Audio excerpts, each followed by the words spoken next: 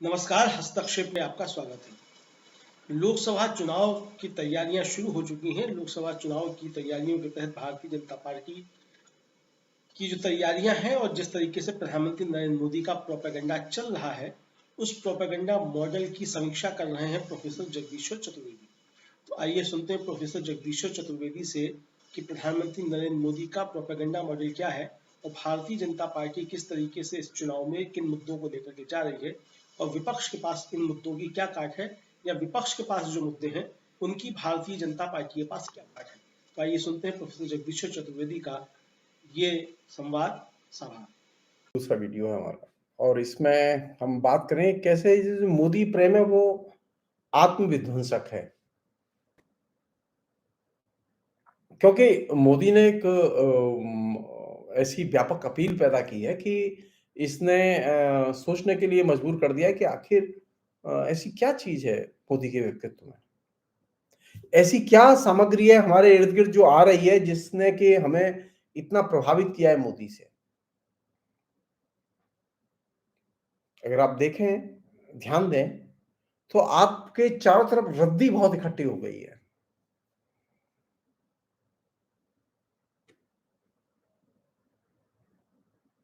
बहुत सारा कचरा इकट्ठा हो गया है जिसको कि आपने कभी समझा नहीं। और कचड़े और रद्दी के कैंपेन ने, और ये इसमें डिजिटल कचरा सबसे ज्यादा है।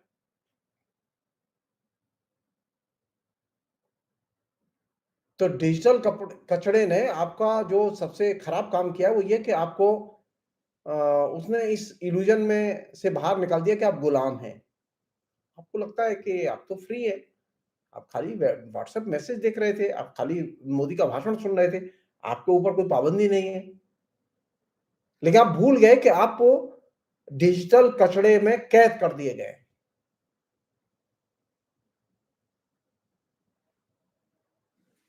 आपने कभी सोचा है कि इस डिजिटल कचड़े ने आपके बीवी, बच्चे, मित्र, माता-पिता जो कि इस डिजिटल कचड़े के दबाव में है और प्रभाव में, उनकी क्या अवस्था कर दी है?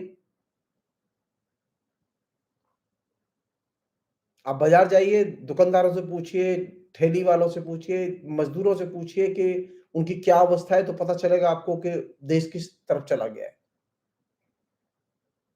और देश रसातल में जा रहा है, आर्थिक अवस्था उनकी खराब है, लेकिन इसके बावजूद आएंगे तो मोदी ही। ये भाव उस डिजिटल कचड़े ने पैदा किया है। और ये डिजिटल कचड़े में जो सबसे बड़ी चीज है वो है मोदी का मैसेज। हम पूछना चाहते हैं कि आप मोदी के मैसेज का उपभोग क्यों करते हैं? मोदी आज चुनाव हार जाएगा अगर आपने उसके मैसेज को पढ़ना बंद कर दिया।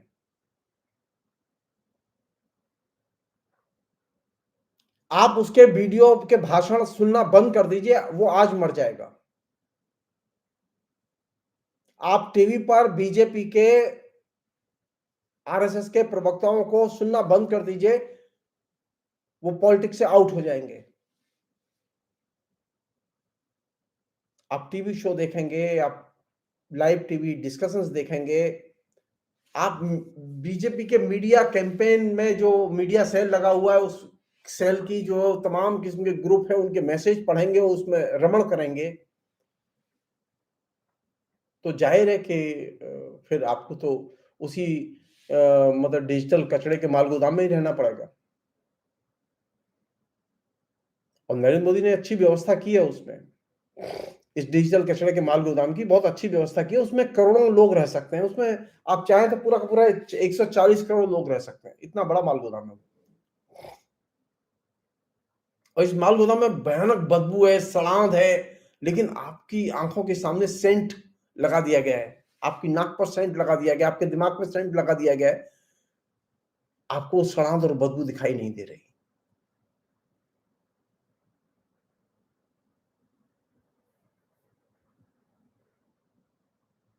और ये जो कचड़ा है ये आपको यूट्यूब पे भी मिलेगा, ये कचड़ा आपको व्हाट्सएप में भी मिलेगा, ये आपको तमाम चीजों में मिलेगा। तो कचड़े का जो आनंद है वो कौन लोग लेते हैं? मैं नाम नहीं लूंगा। कचड़े में रहने से किस तरह के जीवन मूल्य बनेंगे, ये सोचें। कचड़े में रहने से क्या साफ सुथरे दिमाग और साफ सुथरी समझ के बनने की कोई संभावना है? आप सोचिए, कचड़े में रहने से आपको क्या मिला, किस तरह के जीवन मूल्य मिले? आपकी बीवी बच्चों को क्या मिला, उनको किस तरह के जीवन मूल्य मिले? क्या कचड़े में ज्ञान होता है? क्या कचड़े में कोई सौंदर्य बोध होता है? क्या कचड़े के में रह के आप अपना सौंदर्य बोधी स्तर ऊंचा उठा सकते हैं?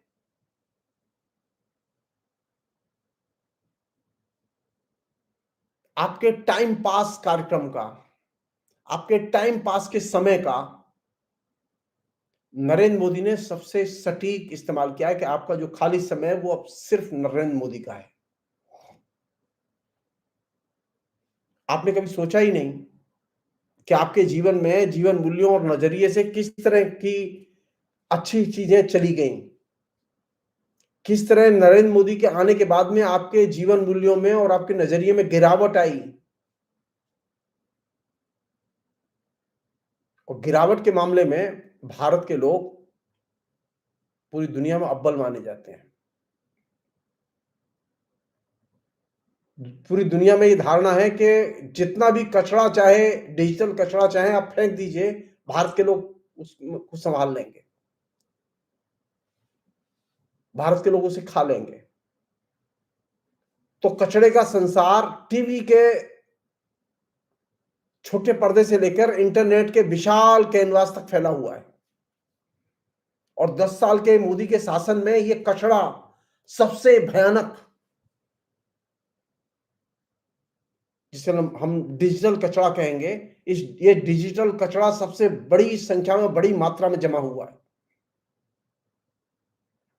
और इस डिजिटल कचरे ने किया क्या है कि जब आप इसके इर्द गिर्द आप इसमें घुस गए, आपके चारों तरफ यही कचरा है, तो आपको ये मालूम नहीं है कि सही क्या है और गलत क्या है।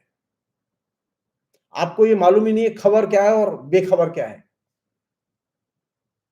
आपको मालूम ही नहीं है कि सेंसरशिप क्या होती है और गैर सेंसरशिप क्या होती है, या हम ये कहें स्वतंत्र अभिव्यक्ति क्या होती है। आप तो कचरे में रहते हैं, तो आपको ये भी नहीं मालूम कि आपके और आपकी संस्थाओं के स्पेस को और उनकी स्वतंत्रता को पुलिस ने या सरकार ने छीन लिया है। आप चूंकि कचरे में निवास करते हैं और कचरे, डिजिटल कचरे से घिरे रहते हैं, तो आपको ये मालूम ही नहीं है कि देश में कितने बड़े पैमाने पर बेकारी है। आप इससे अनभिज्ञ हैं कि देश में मजदूरी में किस तरह से गिरावट आई है। चारों तरफ से कचरे ने इस तरह से आपको घेर लिया है कि आपको कचरे के अलावा कोई चीज नजर नहीं आती। कचरे में सिर्फ मोदी, मोदी, मोदी, मोदी के अलावा कुछ नहीं। थोड़ा बहुत इधर उधर कोशिश करेंगे तो मुसलमानों से नफरत करो, इस्लाम से नफरत करो, दलितों से नफरत करो, इसकी झलकियां दिखाई देंगी।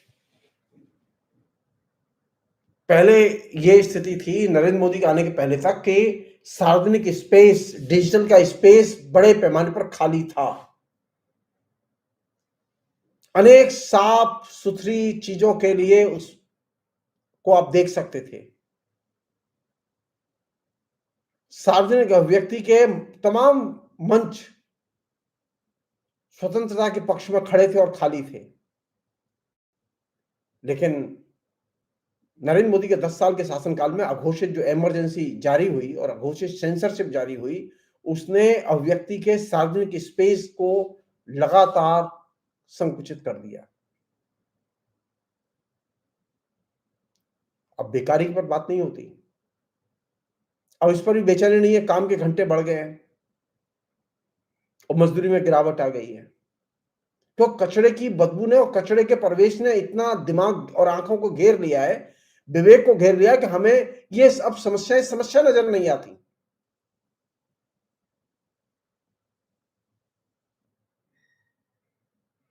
कहने का मतलब ये कि नरेंद्र मोदी का एक बड़ा कंट्रीब्यूशन है, उसने पूरे देश को सामाजिक तौर पर बीमार बना दिया। और सामाजिक तौर पर असुरक्षित बना दिया। और ये बीमार और असुरक्षा, इन 2 चीज़ों के कारण हर नागरिक इतना परेशान है कि उसका इलाज कराना संभव नहीं है। आप किसी भी सार्वजनिक स्पेस पर कोई भी कार्यक्रम करें, आपको परमिशन लेनी होगी, अंततः पुलिस आपके ऊपर एक्शन ले लेगी। और आपने परमिशन लेके भी कार्यक्रम किया और वो मोदी के खिलाफ होगा, तो जरूरी नहीं है कि पुलिस आप पर एक्शन न ले। पुलिस एक्शन ले सकती है।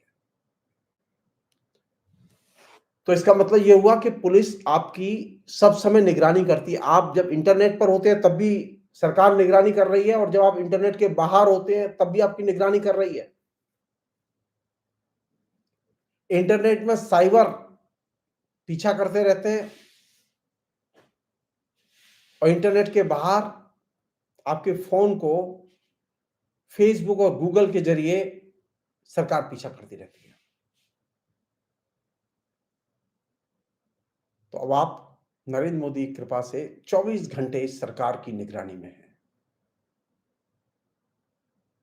और इसका दुर्भाग्यपूर्ण पक्ष यह है कि वे लोग जो कि ह्यूमन राइट्स एक्टिविस्ट माने जाते थे, उनको सरकार ने धमकियां दी, उत्पीड़न का शिकार बनाया, उनको तरह तरह से यातनाएं दी, अनेक लोगों की गिरफ्तारियां हुई हैं उसमें। और एक बड़ा सेक्शन तो उसने खुल के बोलना ही बंद कर दिया और सीधे जय हो मोदी करने लगा बिना किसी तर्क के। और जो लोग नेताओं में, राजनीतिक नेताओं में जो लोग खुलकर बोल रहे थे, उनको उठा के तो बंद कर दिया गया, उनके ऊपर केस लगा दिए गए, उनको ईडी, सीबीआई वगैरह। और नहीं, कुछ नहीं कर पाए तो चरित्र हनन तो है ही। एक अन्य चीज जो नरेंद्र मोदी ने हमें गिफ्ट में दी है, नरेंद्र मोदी कोई भी भाषण षड्यंत्र के बिना नहीं बोलते। उनकी हर बात में कोई ना कोई षड्यंत्र की गंध रहती है। षड्यंत्र की थ्योरी का सबसे प्रभावशाली ढंग से इस्तेमाल नरेंद्र मोदी ने किया है। नॉर्मली कोई बात नहीं कहते वो न जनता के बारे में नॉर्मली बात कहते हैं, न वो विपक्ष के बारे में नॉर्मली कोई बात कहते हैं, न विपक्ष के बारे में कोई नॉर्मली बात बोलते हैं। बल्कि वे हमेशा कोई ना कोई, अगर कुछ बोलेंगे, कोई घटना घटी है, तो उन्हें उसमें कांग्रेस का षड्यंत्र नजर आएगा। अगर बेरोजगारी है तो उन्होंने नेहरू और इंदिरा गांधी का षड्यंत्र नजर आएगा। तो हर चीज में षड्यंत्र को देखना और विपक्ष को जिम्मेदार ठहराना, और इसके आधार पर गिरफ्तारी करना और वायलेंस करना और फेक न्यूज फैलाना, ये कॉमन फिनोमेना के तौर पर इस बीच में उभर के आई है चीज।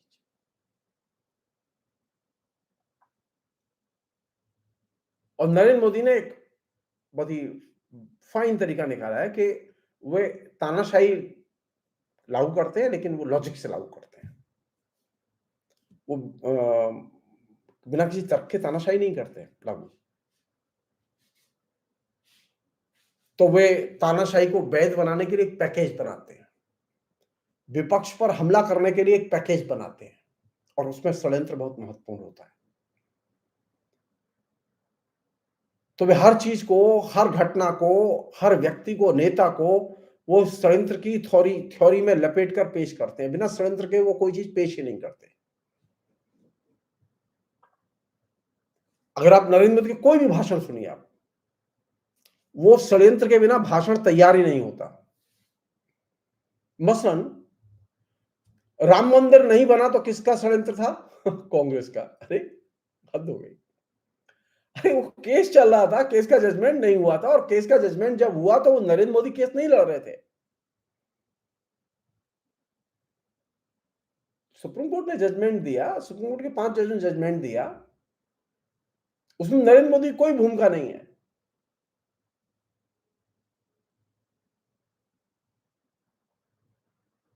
तो राम मंदिर नहीं बनाया, इसके लिए, षड्यंत्र के लिए कांग्रेस जिम्मेदार है। तो राम मंदिर में भी एक षड्यंत्र है कांग्रेस। देश तरक्की नहीं कर पाया इसलिए तो कांग्रेस षड्यंत्र कर रही थी। देश विश्वगुरु नहीं पाया, देश विश्वगुरु नहीं बन पाया, किस लिए? कांग्रेस षड्यंत्रों में लगी हुई थी। और अब नया उन्होंने सगुफा छोड़ा है कि कांग्रेस जो है वो एससी एसटी के रिजर्वेशन छीनना चाहती है, ओबीसी के रिजर्वेशन छीनना चाहती है और मुसलमानों को रिजर्वेशन देना चाहती है। ये कांग्रेस का एक षड्यंत्र चल रहा है। अच्छा, कांग्रेस ये बात कह ही नहीं रही है। कांग्रेस ने एससी एसटी रिजर्वेशन लागू किया और जिस समय लागू किया उस समय रिजर्वेशन का इन लोगों ने विरोध किया था। पार्लियामेंट की प्रोसीडिंग्स उठा के देखें। आरएसएस ने तो अभी स्टैंड बदला है। आरएसएस का पहले स्टैंड यही था कि हम रिजर्वेशन के पक्ष में नहीं है। नरेंद्र मोदी ने बहुत चालाकी से, शातिराना ढंग से सवर्णों में गरीबों का जो रिजर्वेशन किया उसके नाम पर उसने अनेक सरकारी नौकरियों में रिजर्वेशन को ही पंक्चर कर दिया है। और नरेंद्र मोदी की थ्योरी है कि कांग्रेस का ही षड्यंत्र था कि ईसाई और मुसलमान देश में बढ़ते चले गए और कांग्रेस के षड्यंत्र के कारण ही हिंदुओं का उत्थान नहीं हुआ। अब उनसे पूछो, हिंदू अमीर हुए या गरीब हुए, कांग्रेस ही षड्यंत्र करती रही है ये कि औरतें तरक्की ना करें। यानी हर चीज में कांग्रेस के षड्यंत्र की गंध लेना, कांग्रेस को षड्यंत्रकारी पार्टी कहना और कांग्रेस के षड्यंत्र के कारण ही भाजपा अपना विकास नहीं कर पाती, मोदी जी जीत नहीं पाते। इसलिए मोदी जी का एक ही आह्वान रहता है, कांग्रेस के षड्यंत्रों को विफल करो। और कांग्रेस के षड्यंत्रों का उत्तर देने के लिए मोदी आया है और उसी कांग्रेस के षड्यंत्र को विफल करने के लिए नरेंद्र मोदी ने सबका साथ सबका विकास का नारा दिया और इस नारे के जरिए जनता को विपक्ष के षड्यंत्रों से मुक्त होने में मदद मिली। राष्ट्र को मोदी जी ने षड्यंत्रों से मुक्त किया। हम पूछना चाहते हैं कि मोदी सरकार षड्यंत्र नहीं करती?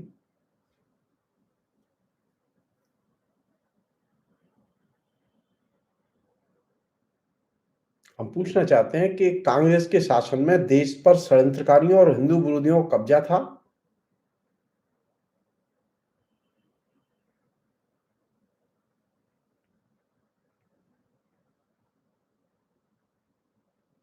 क्या ये कह सकते हैं कि नरेंद्र मोदी के आने के बाद में नरेंद्र मोदी ने कोई एक षड्यंत्र का खुलासा किया हो जो कांग्रेस ने किया हो हिंदुओं के खिलाफ?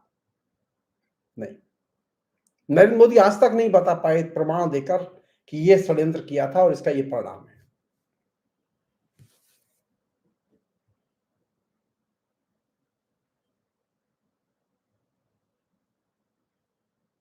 सवाल यह है कि नरेंद्र मोदी ने किसी षड्यंत्र को बेनकाब क्यों नहीं किया? एक और चीज, क्या मोदी के शासन में हिंदुओं को सुरक्षा मिली? क्योंकि मोदी को हिंदुओं की बहुत चिंता है। क्या मोदी के शासन में देश को सुरक्षा मिली? क्या हिंदुओं को रोजगार मिला? अगर हिंदुओं को रोजगार मिला होता तो देश में इतनी बेरोजगारी नहीं होती, क्योंकि 80% के करीब हिंदू रहते हैं हिंदुस्तान में। क्या हिंदुओं को फ्री शिक्षा मिली? क्या हिंदुओं को फ्री चिकित्सा मिली? नरेंद्र मोदी के अबाध बहुमत के रहते हुए इनको ये शिक्षा और रोजगार क्यों नहीं मिला? क्या नरेंद्र मोदी के शासन में ईसाइयों को, मुसलमानों को, आदिवासियों को, सिखों को शांति और सुख का जीवन मिला? एक ही उत्तर होगा, नहीं। एक अन्य चीज, और महत्वपूर्ण चीज, नरेंद्र मोदी के 10 साल के शासन में नागरिकों की पुलिस निगरानी बढ़ी है और उन पर जासूसी बढ़ी है और पूरे के पूरे सिस्टम को नौकरशाही नियंत्रित करती है। नौकरशाही जो कहती है उसी को सच माना जाता है। नरेंद्र मोदी के शासन की खूबी है डिसेप्शन, डिजास्टर डिजीज और मेडिसिन। और मेडिसिन के बहाने नरेंद्र मोदी ने एलोपैथी से जमकर हमले किए हैं। इसका क्लासिक एग्जाम्पल है बाबा रामदेव का, जो तमाम किस्म का आयुर्वेदिक प्रकल्प जिस पर सुप्रीम कोर्ट में सुनवाई हो रही है और उसके परिणाम बहुत ही खतरनाक आ रहे हैं सामने। जो सूचनाएं आ रही हैं बहुत खतरनाक सामने आ रही हैं। और बहुराष्ट्रीय कंपनियों ने मेडिसिन के नाम पर जो देश में, और ये जो हॉस्पिटल्स हैं, प्राइवेट हॉस्पिटल्स, इन्होंने चिकित्सा के नाम पर जो देश में लूट मचाई, उसका एक क्लासिक एग्जाम्पल है कोरोना पीरियड का लूटपाट। प्राइवेट हॉस्पिटल्स ने तकरीबन हिंदुस्तान की गरीब जनता से 65,000 करोड़ रुपए की वसूली की।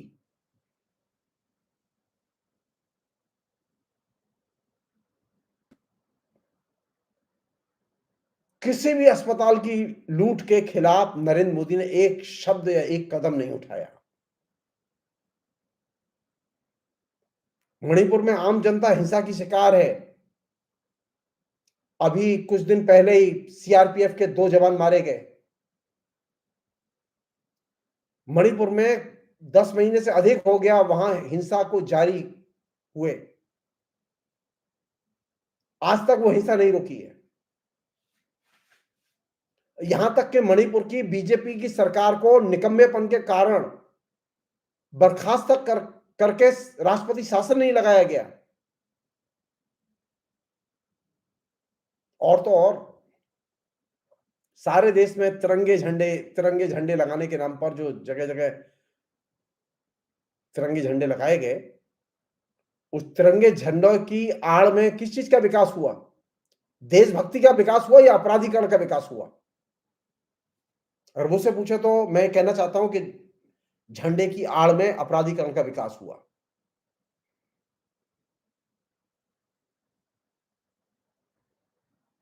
तो जो चीज मैं आपसे साझा करना चाहता हूं ये कि नरेंद्र मोदी के शासन में आने के बाद डिजिटल कचरे ने आपके पूरे के पूरे परिवेश को, आपके जीवन को, आपके परिवार को एकदम भर दिया है। आप कोशिश कीजिए, इस कचरे को हटाइए। आप नरेंद्र मोदी का भाषण मत सुनिए। आप वे टॉक शो मत सुनिए जिसमें बीजेपी के लोग पार्टिसिपेट करते हैं। आप अपने विवेक की रक्षा कीजिए। जितना आप टॉक शो सुनेंगे, जितना आप नरेंद्र मोदी के भाषण सुनेंगे, जितना आप उनके व्हाट्सएप मैसेज पढ़ेंगे, आप अपना विध्वंस करेंगे। और ये नरेंद्र मोदी की सबसे बड़ी चालाकी भरी मुहिम है, जिसमें कि वह जनता के विवेक पर, जनता के स्वत्व पर, जनता की स्वतंत्रता पर हमला कर रहे हैं। कम से कम आप अपने अंदर हमला करने वाले को तो पहचानिए। किसी को भी वोट दीजिए, नहीं, नरेंद्र मोदी को वोट मत दीजिए, बीजेपी को वोट मत दीजिए, क्योंकि वह आपके अंदर, आपके विवेक पर, आपके स्वतंत्रता पर हमले कर रहे हैं।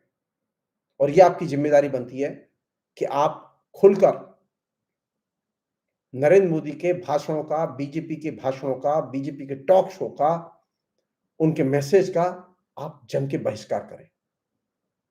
और कोई रास्ता नहीं है। आप बहिष्कार नहीं करेंगे तो वो आपका सफाया कर देंगे।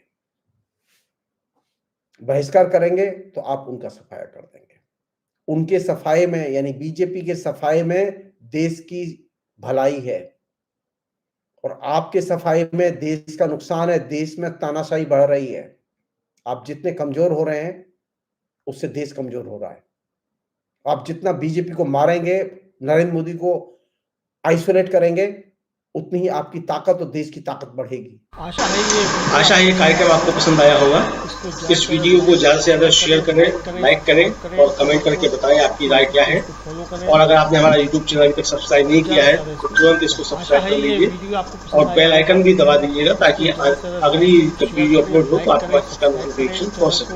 और अगर आपने हमारा फेसबुक पेज फॉलो नहीं किया है, फेसबुक पेज को भी फॉलो करें। धन्यवाद।